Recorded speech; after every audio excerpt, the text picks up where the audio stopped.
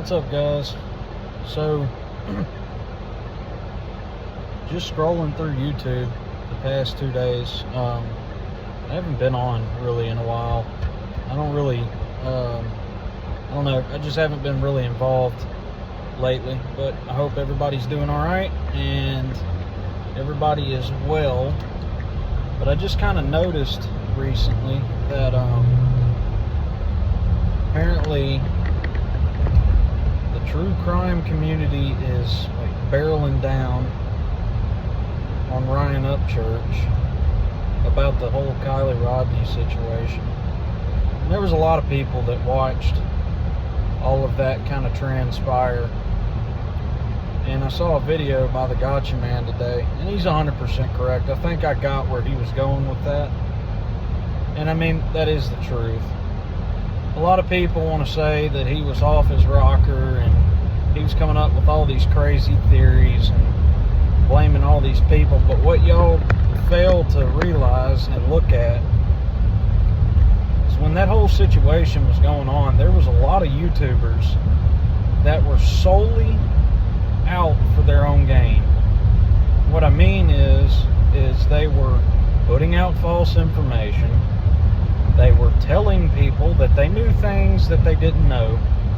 There was a lot of people throwing monkey wrenches into the entire scenario of what actually happened to Kylie Rodney.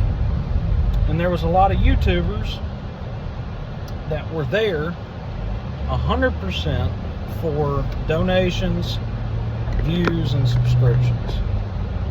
And we all know that.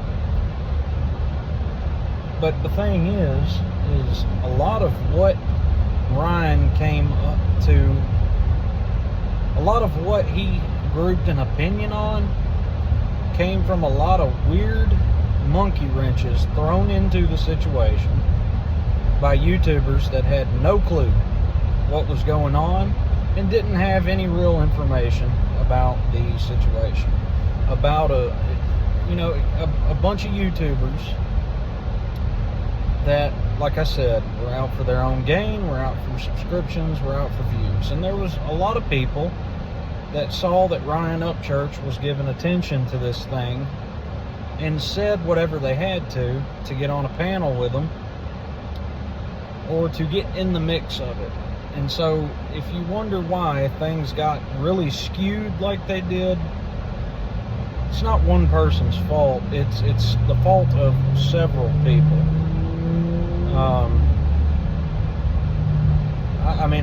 I watched the whole thing, and I remember, like with what's that guy's channel?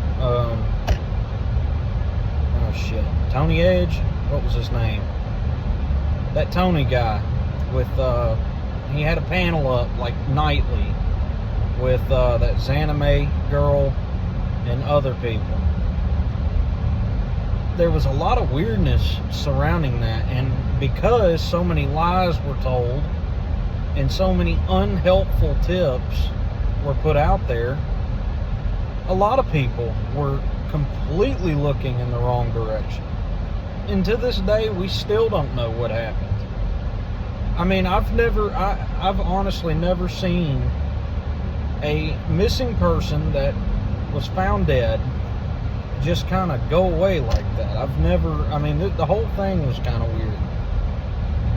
But, my opinion is that everybody wants to jump on this guy and make it seem like he just, because he's got money and because he's got a following, gets off on ruining people's lives and taking their name and shitting on it. And that's not the case. I mean, the dude was offering up money, cars. I really do believe he genuinely wanted to know what happened to this girl. But a lot of people were putting a lot of bullshit into the scenario and putting a lot of bullshit and a lot of bullshit bugs into people's ears for traction to their channel. So a lot of people ought to look in the mirror instead of trying to scorn somebody for, at the time, on doing what they thought was right. I mean, we were talking about a 16-year-old girl that just went missing. And, you know, there was all these, I mean, her friends had seen her do this and seen her do that. And then they found her, and then it all just went away. I mean, it was, nobody can say that that was not weird, you know? Like I said, I hope everybody has had a good year so far. I haven't been on much at all since I had my little boy. I've been trying to get acclimated to being a dad and just, you know, living, trying to make the best out of every day. But I plan on getting back in soon and starting something up. I haven't decided quite what yet, but I'm in the process of building a small studio space where I can actually start recording, making music again.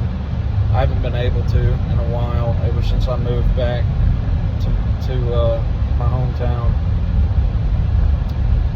But you guys have a great rest of your day, and we'll holler at you later.